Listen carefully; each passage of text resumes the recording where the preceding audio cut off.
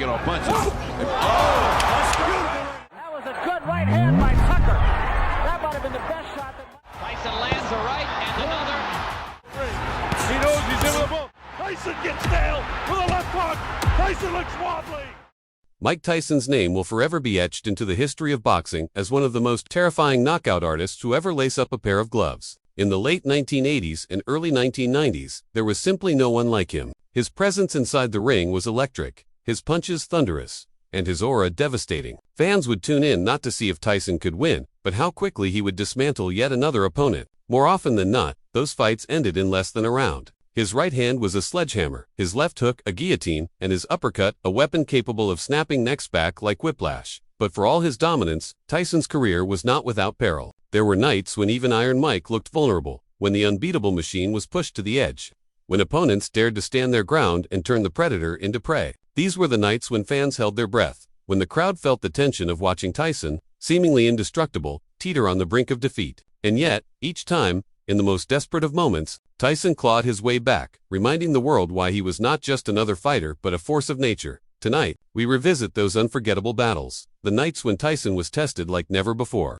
when the aura of invincibility cracked but never fully broke, and when his resilience became as legendary as his knockouts. The first true earthquake in Tyson's career came in 1990, a night that would send shockwaves around the globe. At the peak of his fame, with the world at his feet, Tyson entered the ring against James "Buster" Douglas. Douglas was seen as a tune-up fight, a stepping stone for Tyson's future mega. But what unfolded that night in Tokyo was one of the greatest upsets in sports history. Round after round, Douglas stood tall, peppering Tyson with a stiff jab and refusing to wilt under the pressure. Tyson's punches, once so destructive, seemed dulled by Douglas's determination. Then came the crushing uppercut, a punch heard round the world. Tyson staggered, fell, and for the first time in his career, he could not beat the count. The aura of invincibility was shattered. The once untouchable champion was suddenly mortal. But defeat has a way of sparking the fire of great champions. And for Tyson, the flames roared back stronger than ever. Soon, a new name began carving through the heavyweight ranks. Donovan "Razor" Ruddock. With his ferocious left hand, Ruddock was hailed as the man destined to end Tyson's reign for good. Bold, powerful, and hungry,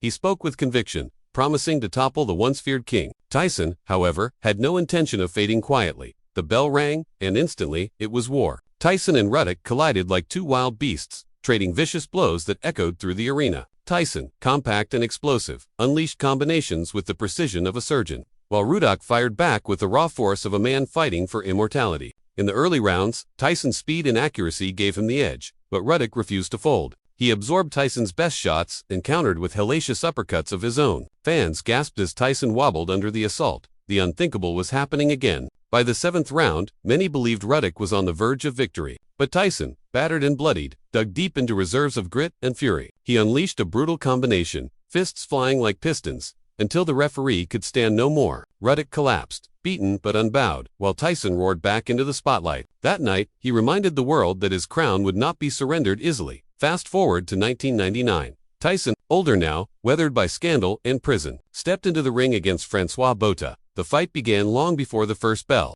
In a press conference where Tyson's infamous temper flared, when a journalist poked at him with a question, Tyson's rage boiled over, and by fight night, the former champion was a storm waiting to erupt. Botha was no pushover. He frustrated Tyson early, landing jabs, clinching, and using dirty tactics to neutralize the ferocity. Tyson grew impatient, his composure fraying with every hold and every smirk from Botha. At one point, in the chaos of a clinch, Tyson even tried to snap Botha's arm, a shocking moment that nearly saw him disqualified. But after his corner calmed him, Tyson reset, and in the fifth round, with the crowd roaring, he detonated a single right hand. Botha crumbled like a rag doll, eyes glazed, unable to rise. Tyson stood over him, his legend alive and burning, proving that even with age and rust, his fists still carried thunder.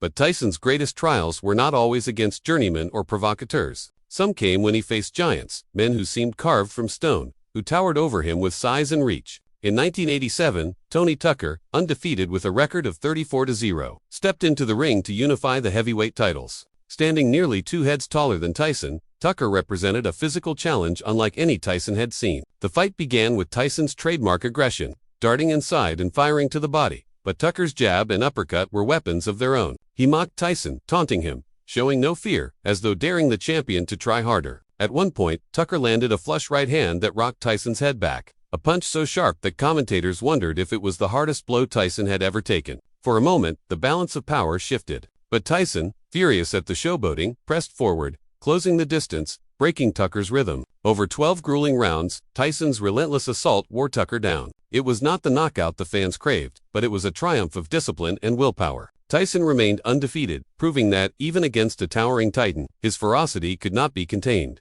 Then there was Frank Bruno, the British powerhouse with muscles sculpted like marble. Bruno entered the ring in 1989 with confidence dripping from his every word, mocking Tyson and promising to send him crashing down. From the opening bell, it looked as though he might just do it. Bruno landed a thunderous left hook that wobbled Tyson, forcing the champion to stumble. The crowd erupted. Had the beast finally been tamed? For a brief moment, Bruno had the world believing. But Tyson was never one to accept humiliation. With rage in his eyes, he launched a ferocious assault, his fists blurring as he pummeled Bruno with combinations. Blow after blow landed until Bruno, dazed and defenseless, sagged into the ropes. The referee had seen enough, stepping in to spare Bruno further punishment. Tyson, victorious once again, had turned the challengers' bold words into hollow echoes. But perhaps one of the most personal battles Tyson ever fought came in 1986. Against Mitch Green. Green was not just a fighter, he was a street legend, a gang leader from New York who saw Tyson as his ticket to notoriety. The trash talk leading up to the fight was relentless. Green insulted Tyson at every turn, promising to humiliate him in the ring.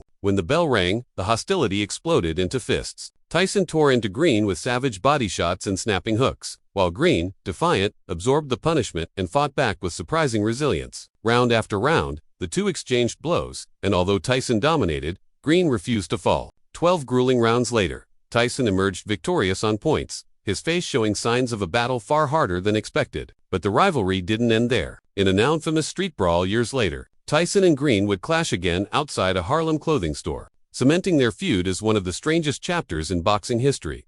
These fights against Ruddock, Botha, Tucker, Bruno, and Green revealed a side of Mike Tyson that fans didn't always expect.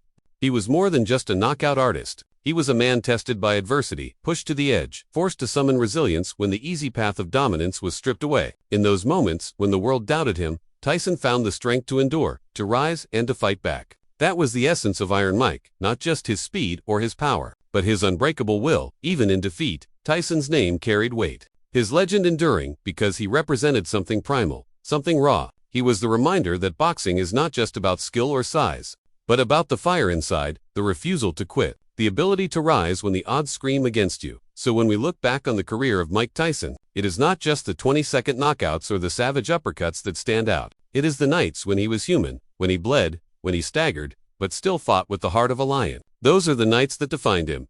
Because in boxing, greatness is not measured by how easily you win, but by how you survive the moments when you're one punch away from disaster. And time again, Mike Tyson showed the world why. Even when pushed to the brink, he was still the baddest man on the planet.